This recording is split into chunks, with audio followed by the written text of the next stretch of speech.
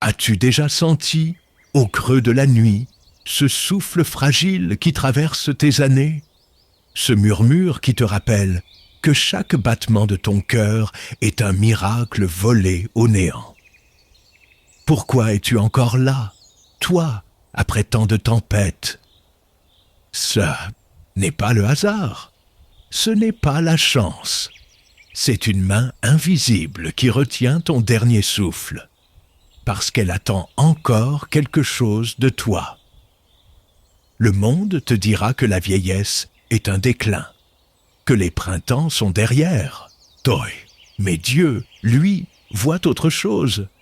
Une moisson tardive, une offrande secrète, une flamme qui doit brûler jusqu'au dernier instant. Tu respires encore parce que ton histoire avec lui n'est pas finie. Reste ici, écoute, et à la fin de cette méditation, je te révélerai une parole oubliée de l'apôtre Jean, une vérité qui éclaire le crépuscule d'une vie. Ce n'est pas à vous de connaître les temps ou les moments que le Père a fixés de sa propre autorité. Acte 1, 7. Nous avons perdu cette sagesse. Croire que chaque jour est un territoire sacré, une mission divine. Regarde Noé. Il a construit l'arche à 600 ans. Abraham a engendré la promesse à 100 ans. Anne, la prophétesse, a attendu 84 ans avant de tenir le Messie dans ses bras. Mais aujourd'hui, nous idolâtrons la jeunesse, la productivité, l'instant. Nous traitons les cheveux blancs comme une malédiction, alors que Dieu les compte comme des filles d'or tissées dans sa toile. Le problème n'est pas ton âge, c'est ta surdité à l'appel qui résonne encore dans ton crépuscule. La parabole du figuier stérile. Un homme avait un figuier planté dans sa vigne. Il vint y chercher des fruits et n'en trouva point. Alors il dit au vigneron, « Voilà 3 ans que je viens chercher des fruits à ce figuier, et je n'en trouve point. Coupe-le, pourquoi occupe-t-il la terre inutilement ?» Mais le vigneron lui répondit, « Seigneur, laisse-le encore cette année. » Luc 13, 6, 9. Tu es ce figuier. Dieu a passé tes printemps, tes étés, à chercher en toi des fruits qui ne sont peut-être jamais venus, des fruits de patience, de douceur, de foi inébranlable, des fruits que tu as promis dans tes prières de jeunesse, mais que les années ont desséché sous le poids des déceptions. Et pourtant, tu es encore là. Pourquoi? Parce que le vigneron a intercédé pour toi. « Laisse-le encore » a-t-il murmuré. Une année de plus, une grâce de plus, un sursis pour ce qui aurait dû être arraché depuis longtemps. L'histoire de Jacob. La bénédiction vient quand la force s'en va. Tu te souviens de cette nuit où Jacob a lutté avec l'ange? Il avait passé sa vie à ruser, à calculer, à voler des bénédictions. Mais c'est quand son corps s'est brisé, quand sa hanche a été démise, quand il n'a plus eu la force de se battre, que Dieu lui a dit « Ton nom ne sera plus Jacob, mais Israël, car tu as lutté avec Dieu et avec les hommes, et tu as vaincu. » Genèse 32, 28. Peut-être es-tu comme lui aujourd'hui, fatigué. Peut-être sens-tu cette hanche disloquée, cette douleur chronique, cette faiblesse qui te rappelle que le temps a fait son œuvre. Mais c'est précisément maintenant que Dieu veut te donner un nouveau nom. Pas celui de tes exploits passés, pas celui de tes anciens triomphes, mais celui de ta victoire secrète, celle que personne ne voit. Le mensonge du monde, tu n'es plus utile. La société te chuchote que ta valeur est dans ce que tu produis, que si tu ne travailles plus, si tu ne crées plus, si tu ne conquiers plus, alors tu n'es qu'un poids, un vieillard encombrant, une bouche de plus à nourrir. Mais le royaume de Dieu fonctionne à l'inverse. Regarde Siméon. un homme usé par les années, presque transparent aux yeux du monde. Pourtant, c'est lui que Dieu a choisi pour reconnaître le Messie dans le temple. Pas les prêtres occupés à leurs rituels, pas les jeunes disciples pressés. Non, un vieillard dont le seul rôle était d'attendre. Et parce qu'il a attendu, il a tenu l'espérance du monde entre ses mains. Luc 2, 25, 35. La question qui brûle. Que attend Dieu de moi maintenant? Il ne te demande pas de recommencer ta vie. Il ne te demande pas de rivaliser avec ta jeunesse. Il te demande 3 choses. Voir clair. Les yeux de l'âme s'aiguisent avec l'âge. Tu discernes enfin les faux semblants, les vanités, les choses qui ne valent pas la peine. C'est un don, point, bénir. Pas avec de grandes œuvres, mais avec des mots, des silences, des mains posées en prière sur une épaule jeune et tremblante. Préparer ton départ, pas comme une défaite, mais comme l'ultime offrande. La mort d'un saint est sa dernière prédication. Le piège à éviter, la nostalgie. Ne passe pas tes jours à pleurer ce qui n'est plus, ni à regretter ce que tu n'as pas fait. L'ennemi adore t'enfermer dans ces 2 prisons. Si seulement j'avais, et autrefois je. Mais Dieu, lui, te dit, voici, je fais toutes choses nouvelles. Apocalypse 21, 5.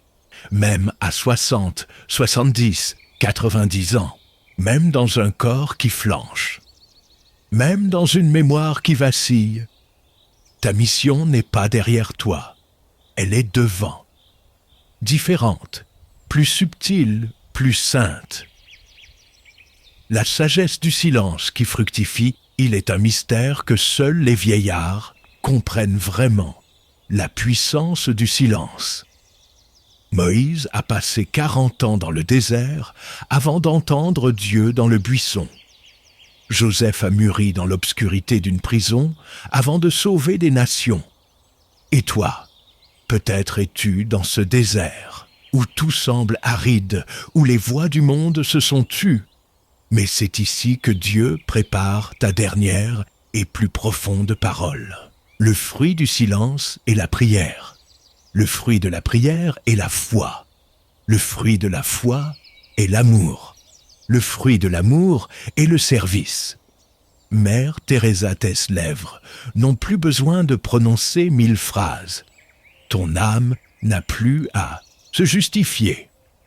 Assieds-toi simplement devant lui, comme Élie sur l'Horeb, et écoute le murmure d'une voix douce et légère. 1 Roi 19, 12. C'est dans cette faiblesse assumée que réside désormais ta force. Le combat invisible contre l'amertume. Le danger, à présent, n'est pas l'échec, mais la rancœur. Cette tentation de regarder ta vie comme un compte en banque spirituelle, j'ai donné tant d'années et voilà ce que je reçois en retour. Rappelle-toi la parabole des ouvriers de la 11e heure. Matthieu 20, 1, 16. Ceux qui ont peiné sous le soleil toute la journée ont murmuré quand les derniers venus ont reçu la même paye. Mais le maître répond, « Ne m'est-il pas permis de faire ce que je veux de ce qui est à moi? Ou vois-tu d'un mauvais œil que je sois bon? Dieu ne te doit rien, et c'est une grâce, parce que tout ce qu'il te donne, chaque souffle, chaque rayon de soleil filtrant à travers ta fenêtre, chaque main serrée de petit enfant, est un cadeau immérité. Apprends à le voir, sinon tu passeras tes derniers jours à compter tes blessures au lieu de bénir. Ton nouveau ministère, l'intercession, tu ne peux peut-être plus parcourir des kilomètres pour évangéliser. Tes mains tremblent trop pour bâtir des églises. Mais il est une œuvre que seule la vieillesse accomplit parfaitement. Tenir le monde par la prière. Regarde Anne, qui ne quittait pas le temple, servant Dieu nuit et jour par des jeûnes et des prières. Luc 2, 37. Elle était un pont vivant entre le ciel et la terre. Toi aussi, tu es appelé à cela. Chaque douleur offerte devient une intercession. Chaque nuit d'insomnie peut être une veille sacrée.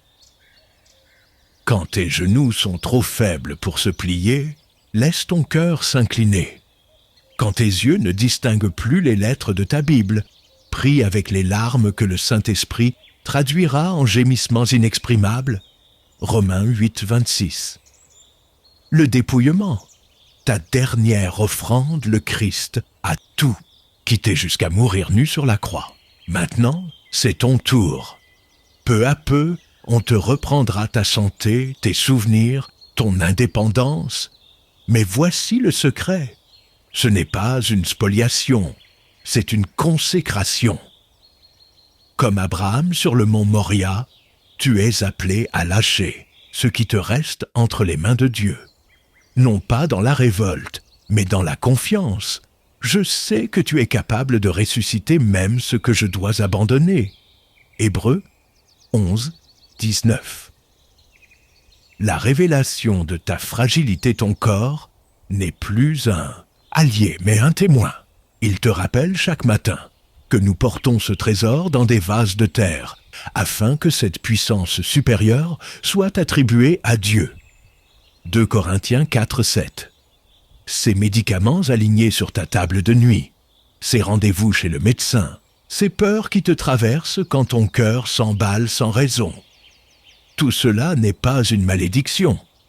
C'est ton ultime prédication silencieuse au monde. Vous n'êtes pas éternel. Préparez-vous.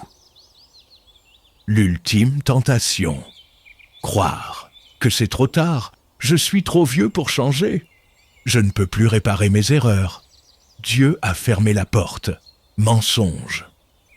Le brigand sur la croix a eu 60 secondes pour se repentir, et il a entendu. Aujourd'hui, tu seras avec moi dans le paradis. Luc 23, 43. Toi, il te reste peut-être 60 mois, ou 60 jours, ou 60 battements de cœur. C'est plus que suffisant pour l'amour de Dieu. 3 gestes pour aujourd'hui écrits. Ta bénédiction, prends un cahier. Inscris en quelques lignes ce que tu voudrais léguer à tes proches. Non pas de l'argent ou des objets, mais une parole qui révèle Christ. Comme Jacob bénissant ses fils sur son lit de mort, Genèse 49, laisse couler une prophétie d'espérance.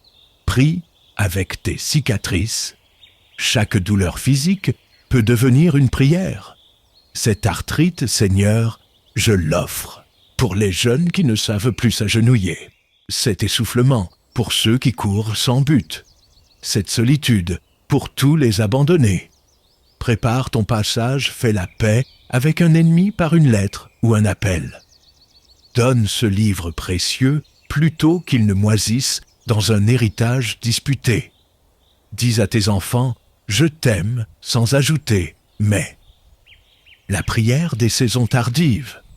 Seigneur, tu vois ce figuier desséché que je suis. Je n'ai plus la sève de mes 20 ans, ni l'écorce solide de mes 40. Mais si tu veux, fends encore cette terre dure, fais couler en moi une dernière sève, non, pour que je sois admiré, mais pour que ta main soit reconnue quand les passants verront qu'en moi, même vieux, même cassé, tu peux encore trouver des fruits. Amen. La révélation promise, tu te souviens? Je t'avais dit que je te dévoilerais une parole oubliée. La voici. Ce n'est pas à vous de connaître les temps ou les moments que le Père a fixés de sa propre autorité. Mais vous recevrez une puissance, le Saint-Esprit survenant sur vous. Actes 1, 7, 8. Autrement dit, ta date de mort est un secret du Père, mais ton dernier souffle sera accompagné de la même puissance que la Pentecôte. Alors, que feras-tu de ton sursis? Si cette parole a touché ton âme, écris en commentaire « Je suis le figuier ». Partage cette vidéo à un aîné qui doute de Dim et sa valeur. Abonne-toi pour d'autres lumières dans les ténèbres. Et souviens-toi, tu respires encore, donc Dieu n'a pas fini. Même maintenant, même ici, même aujourd'hui, il attend d'une chose que toi seul peux encore lui offrir.